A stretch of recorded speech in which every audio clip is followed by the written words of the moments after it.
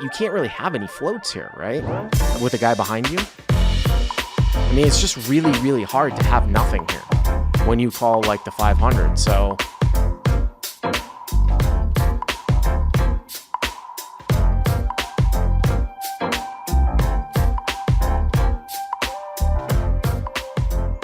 all right, man, you got a hand for us? Yeah, it's 2-5 at Del Lago, 500 minimum, and it's a 3K max, and then it's match the stack afterwards. Oh, nice. Where's Del Lago? It's about an hour west of Turning Stone. Oh, that's right. It's somewhat new, right?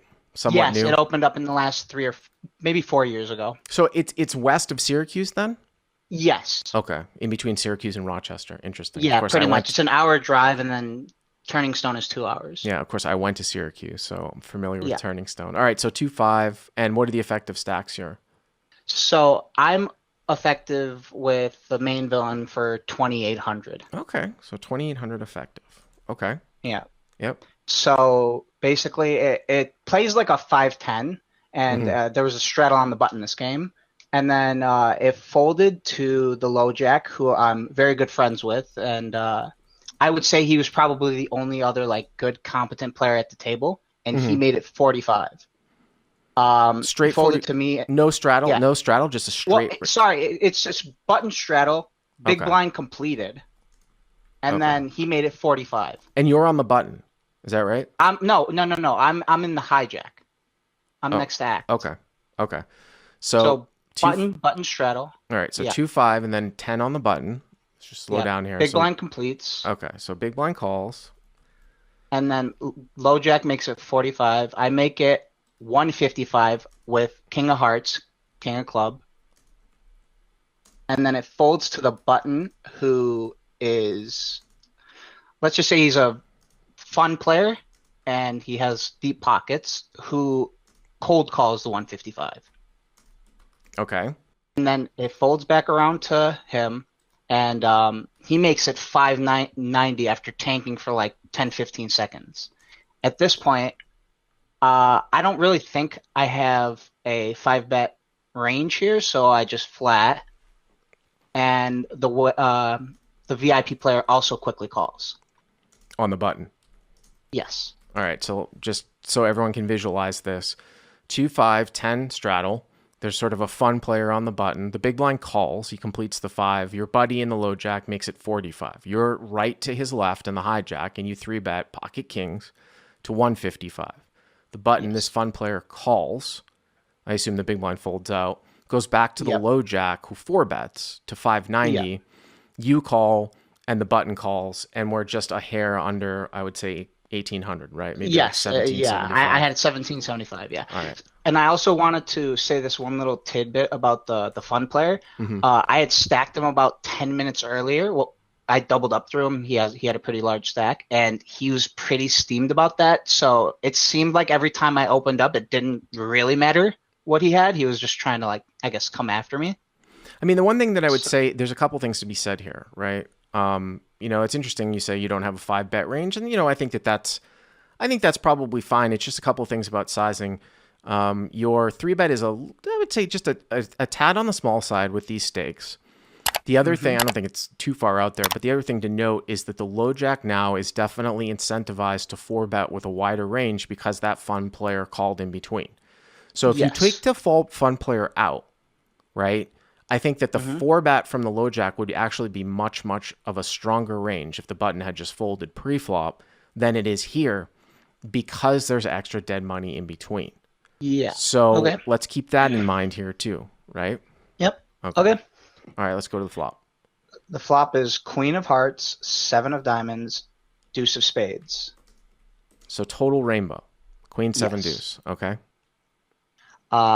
He continuation bets for 490, and then I call, and then button pretty much just snap folds. Okay, so 490 call, button folds. So now we're at like 2755, and you have what, like I have about 1700 left. Yeah. Okay. Yeah. Yeah. Obviously, you're behind the queen queen now too, right? Which might format Mm-hmm. pre.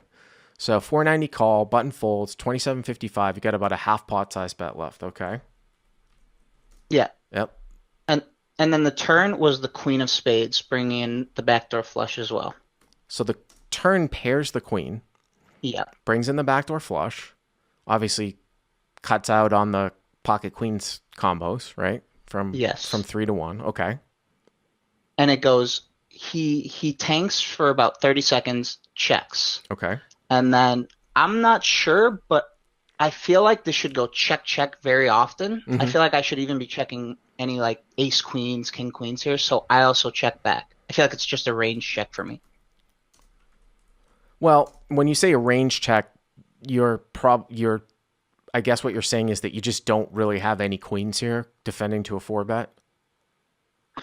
Well, no, I feel like I have king queen and ace queen here, but I Ace just feel ace like king and king queen suited.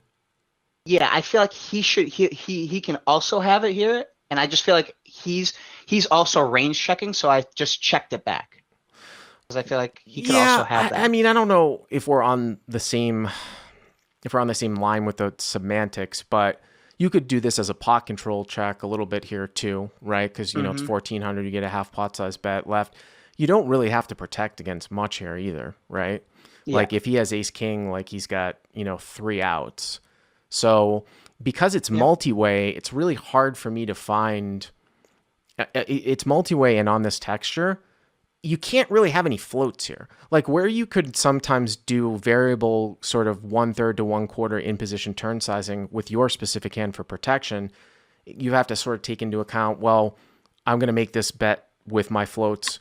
I'm going to make this bet with my thick value. But the problem here is that you can't really have any floats here, right? With a guy behind you. Yeah. I mean, it's just really, really hard to have nothing here when you call like the 500. So I mean, Hmm. I can get on board with the check behind. I think that's fine, leaving yourself half pot size bet. It's closer to like 2/3, I think. I have it at I had it at like 2,800, and I had 1,700 Oh, you have behind. 1700. Okay, okay, Yeah. yep. Mm-hmm. And then the river brings the 10 of clubs. And then he's checking out my stack, and he asked how much I had. I told him 1,700, and then he jams all in. So low jack jams all in. Yeah. Well, here's the thing. I mean, obviously the thing that first like 1700, right? All in for Yeah. 1700. I mean, obviously like the thing that kind of screams out here is that he could have aces, right? Yes. Now the 10 is not necessarily the cleanest card in the deck though. And it's interesting how that 10 relates to your range because I think you do have to call 10-10 on the flop and you probably defend to Yep. the 4 bet. So I mean, when the pot is like less than a pot size bet, it's usually like if you go to the solver work, Hmm. they're usually betting a lot of things for value all in. So it's kind of hard Yeah. to like gauge because it's, you've got less than, you've got a 2/3 pot size bet, but the 10 is not a blank like a 3 or a deuce, right? If it's a Okay. deuce or a 3 or a 4, it's like a total brick, right? So, you have to start thinking about would he be concerned that you might have 10-10 here and he's going to value own himself? Then you also have to be concerned that he might have 10-10 there too. And the other thing that screams out here at me is that if he could have aces here. Now, I know you said that you would be checking back Queen X on Yeah. the turn, but in real time, and maybe you would, but a lot of players would not. So when you do check back the turn, and I know you said you guys were like good friends, but Yeah. that usually indicates to me a lot of times that that person doesn't have a queen. So if I Hmm. had ace ace, I would feel fairly confident. However, like I said, once in a while you run into 10-10 here. So Yeah. if he's running 1700 into 2755, the pot's like 44 and change. You're getting Yep. 2 3/4 to 1 from an MDF perspective. He's not betting the size of the pot. He's betting like 2/3 the size of the pot, which means that you have to defend with 60. Yeah, I mean, So that's how yeah, you look at it. I actually thought about that as well, and Hmm. I went back and looked at the ranges, and it came down to essentially I have if I float ace king suited with the backdoor spade or backdoor any backdoor draw, Hmm. I have 26 combos, and then if I need to defend 61%, we're getting roughly like 17 combos. And if I call aces, the one combo of queens, king queen suited, ace queen suited, it leaves me with kings and jacks, and I have to choose between either calling combos of kings or combos of jacks. And that's where I was wondering, is it better to bluff catch here with jacks because he could turn like ace king into a bluff, or should we just like call down with kings? Well, did you include having 10-10 in there too? I didn't actually. I'm not sure if I'm not really sure if I should be defending 10-10 there. Yeah, I mean, I don't know off the top of my head. It's hard to do that in real time. I mean, the other flip side to your argument is that, you having kings, does that decrease him having king queen, here, and then taking a look at the Yeah, suits. And yeah. is See, ace that king was bluffed actually like this though? You know what I mean? Like, is ace king bluffed like this where he blocks having ace queen and king queen, and he's trying to get you off a jack specifically, and he blocks aces and yeah, kings, right? yeah. Yeah, so usually when it gets to a spot, this is how I would sum it up. Usually when it gets to a spot that the hands are equivalent in terms of what your opponent's representing, right? Like Yeah. kings and jacks are probably equivalent here, right? Yeah. Maybe once in a while you might say he might have the other two kings where it might be slightly relevant, but I don't know if he does this with kings. Usually if the hands It are seems a little equivalent, thin. you want to break it down into the combos. You want to take a look at the combos as opposed, because it doesn't really matter if you say, oh, I'm calling down linearly kings versus jacks in this spot when there appears to be some polarization a little, I think you want to break it down to the combos. So I don't know off the top of my head. I think it's a very, very close spot. What combos would be better here to call, jacks or kings? Let me take a look here in the live chat if people are thinking this. But yeah, I don't.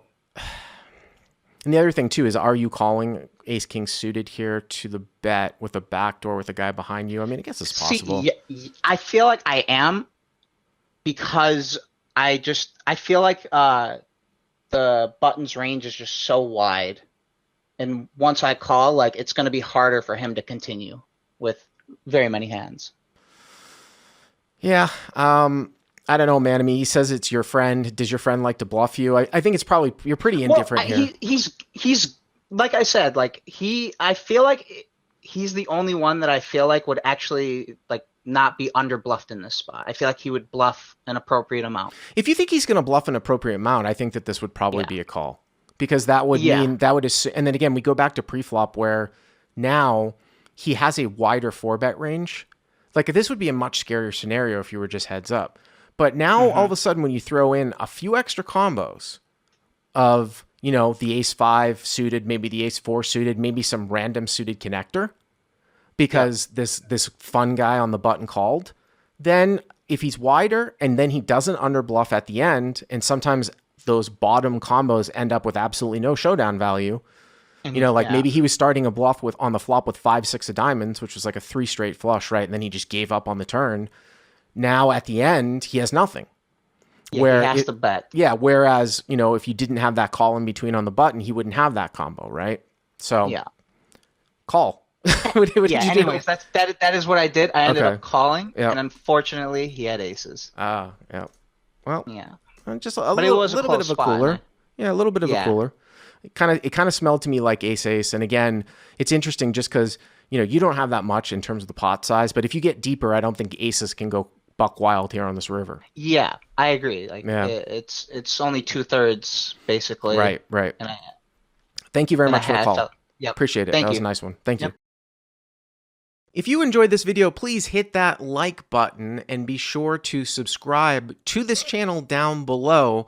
And to get more live cash game, no limit training, head over to crushlivepoker.com and you can use the code YTA400 to get the first 30 days for free.